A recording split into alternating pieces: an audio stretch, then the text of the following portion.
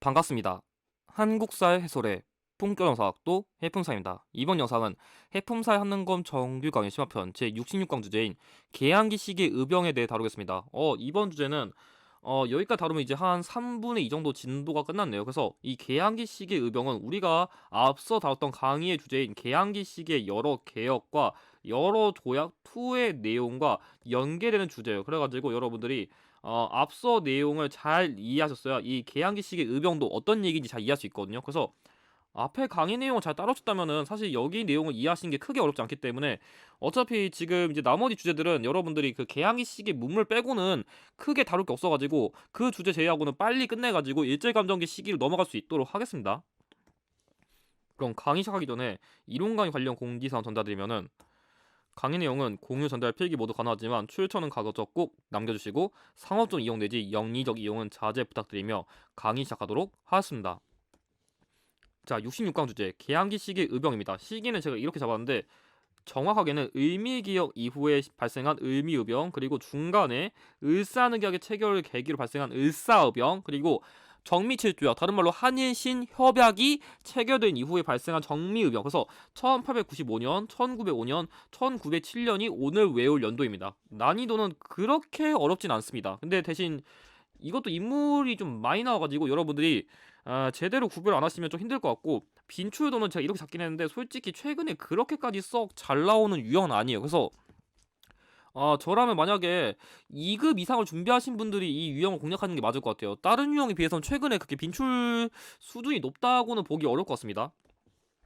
자, 그럼 학습 전략 지시였습니다. 첫 번째, 각 의병의 발발 원인, 그리고 대표 인물 등 아니면 활동 같은 걸 구별할 수 있다. 그런 키워드가 있고, 그래서 발발 원인은 별거 없어요. 그냥 뭐 의미개혁 때 뭐 이런 거 마음에 안 들었다. 을사늑약 체결해가지고 마음에 안 들었다. 뭐 한일신 협약 체결해가지고 마음에 안 들었다. 약간 이런 이유예요. 그래서 앞서 내용 잘 이해했으면 사실 발발 원인 파악하는 건 별로 안 어려운데, 여러분들이 새 의병의 활동 순서는 파악할 줄 알아야 돼요. 왜냐하면 문제도 정답에서 새 의병의 발발 원인, 이건 솔직히 안 어렵고 인물을 여러분들이 추가적으로 암기하셔야 되고, 어렵게 출제되면은 의병의 순서, 그러니까 뭐 을미의병 다음에 을사의병, 그 다음에 정미의병. 근데 이거 사실 여러분들이 앞서 다룬 그 계양기식의 여러 개혁과 조약의 내용을 외웠다면은 이 의병의 순서가 아니라 앞의 내용으로도 이미 어떤 게 먼저 발생했고 나중에 발생했는지 그 정도는 쉽게 파악할 수 있습니다. 그리고 시기 유형이 출제될 수도 있다는 것을 먼저 기억해 두시면 좋을 것 같아요.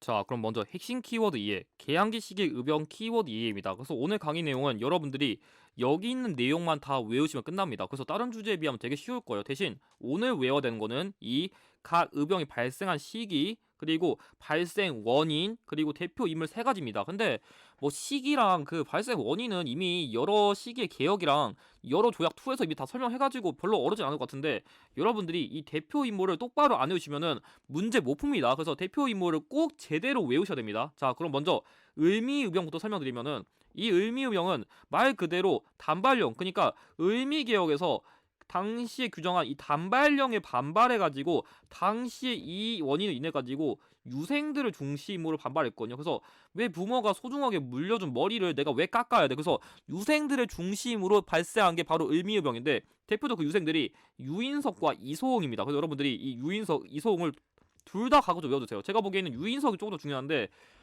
최근 트렌드를 보니까 유인석 잘라버리고 이소홍만 힌트를 줄 수도 있습니다. 근데 이거는 솔직히 그렇게까지 뭔가 국권을 피탈당했다기보다는 뭔가 국권을 뺏긴다기보다 그냥 뭔가 개인적인 유생들의 그 불만의 성격이 더 많다 보니까 당시 고종도 야, 내가 먼저 머리 깎았는데 뭐 이렇게 니네들 이게 뭐라냐, 야 그런 거 가지고 승질 내지 말고 빨리 해산해, 이러면서 당시 고종의 준칙으로 금방 해산된 게 을미의병이에요. 그래서 이때까지는 뭔가 나라의 위기까지라고 할 정도는 아니고, 약간 어떻게 보면 선비들의 약간 좀 기존의 그런 생활 관습에다 이렇게 뭔가 불만 같은 게 있었으니까 그런 목적에서 좀 발생했다, 그렇게 이해할 수 있는데, 을사의병과 정미의병 때부터는 그 흐름이 다릅니다. 그래서 이 을사의병 말 그대로 진짜 이 을사늑약, 뭐 제가 말했었죠, 을사늑약은 덕수궁 중명전 체결됐었고, 그리고 통감부 설치 및 외교권 박탈로 인해 가지고 그 당시에 불만 가졌던 세력들이 되게 많다 했었죠. 그래서 그 대표 인물로는 민종식, 이 인물을 그냥 대충 외우시고,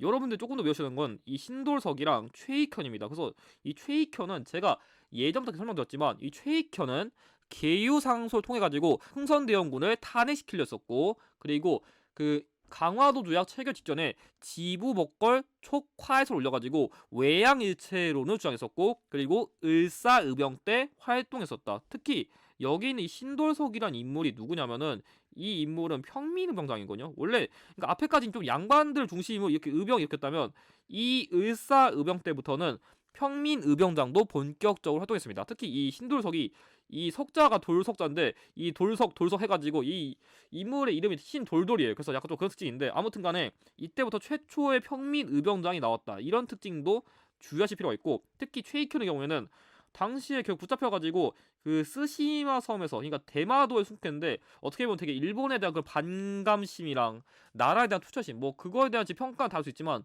그런 게 되게 강했던 인물이 할 수 있을 것 같아요. 그래서 여러분들이 최익현은 계요상소, 지부복고 척화해소, 을사의병 여기서 활동했다, 그리고 스시마 섬에서 출국했다, 이거 키워드까지 다 외우셔야 됩니다. 제가 어차피 나중에 개항기 시기에 그 인물 유형 다시 한번 설명드릴 거니까 그때 다시 한번 복습하세요. 자, 세 번째로는 정미의병입니다. 이 정미의병은 말 그대로 제가 지난 강에 설명드린 한일 신협약 정미 7조약 때문에 발생한 건데, 당시 이 순서 외우실 거 외우세요. 솔직히 안 외우셔도 되는데 외우실 분은 외우시고, 자, 먼저 고종이 강제로 퇴임 다 한 다음에 바로 정미 7조약을 체결한 거고, 그 다음에 대한제 군대가 해산된 건데, 그래가지고 이때 당시에 나름대로 당시 고종이 더 이상 통수치지 못하게 얘 퇴위시켜버리고 순종을 즉위시켰는데, 그때 대한제 군대도 강제로 해산시켜버렸거든요. 그래가지고 실제로 이 정미의병은 이제 쟤네가 이제 우리나라 군대까지 해산시키네 이래가지고, 실제로 여기에 있는 그 진짜 대한제국의 군대 일부가 의병에 합류했다는 특징이 있어요. 그래서 여러분들이 이걸 좀 외워두셔야 돼요.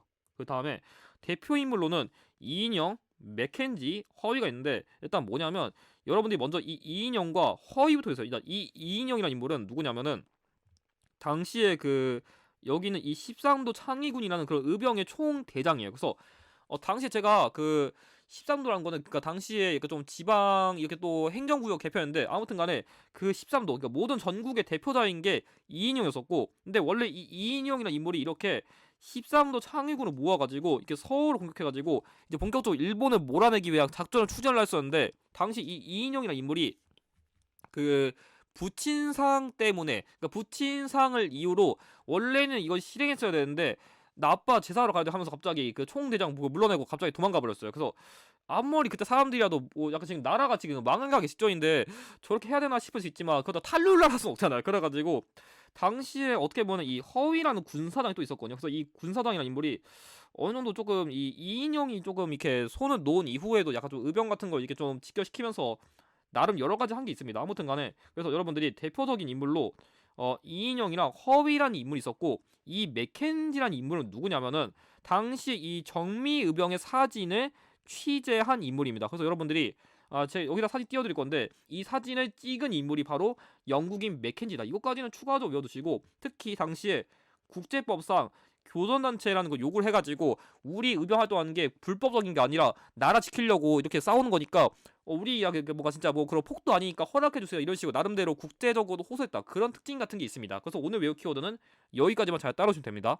자, 그럼 관련 기초 한번 풀이해보겠습니다. 자, 여기 읽어보면은 여기 이곳은 유인석이란 말 있고, 자, 그리고 국무의 원수를 갖고 전통을 보존한다는 복수부영. 그래서 여러분들이 뭐냐면, 자, 이 전통을 보존한다는 말은 말 그대로 단발령 안 할 거야, 이런 맥락이 되겠고, 이 국무의 원수를 갖는다는 거는 의미사변이 되겠죠. 그래가지고 이런 맥락 갖다 풀 수 있지만, 여기 유인석이란 키워드 있으니까 이거는 의미의병과 관련된 키워드입니다.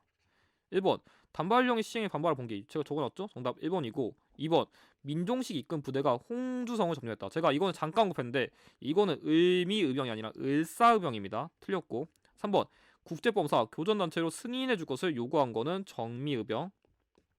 4번 의병 부대가 연합하여 서울진공작전을 전개했다. 역시 정미의병이고, 5번 조선총독부에 국권 반환 요구서 제출했다. 이거는 제가 아직 안 가르친 거라 일제감정기 시기쯤에 설명드릴 건데, 이거는 임병찬이라는 인물이 이끈 독립의군부라는 단체입니다. 아직 설명 안 드린 거예요. 그리고 지금 아직 총독부 설치될 시기도 아닙니다. 정답 1번이고, 자, 우승 문제. 자, 제가 방금 강조한 왕산 허위라는 인물 나왔고요.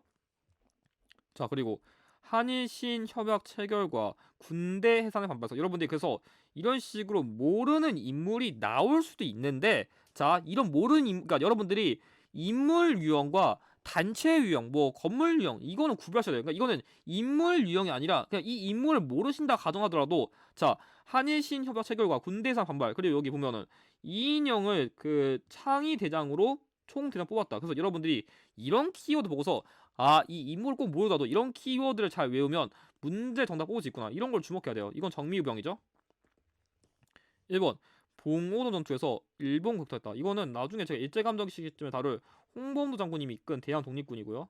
2번 독립공채를 발행하여 자금 마련. 이거는 대한민국 임시정부에서 발행한 일종의 그런 건데 나중에 그 돈을 빌려주고 광복하면 돈을 갚겠다 이런 식으로 약간 기부금 같은 걸 모은 거 돈을 밀리 빌리는 거 이런 걸 생각하시면 됩니다. 아무튼 간에 이건 대한민국 임시정부랑 관련된 거라 안 맞고 3번 고동의 해상 공고에 따라 해산되었다. 이거는 여기 있는 의미병입니다. 안 맞고 4번 양주 직결하여 서울 진공작전. 그래서 여러분들이 이 정미의병은 서울 진공작전 키워드가 정말 중요합니다. 정답 4번이고 5번 조선 총독부에 국권 반환 요구서를 제출하였다. 이거 역시 독립의금부여서 정답은 4번입니다.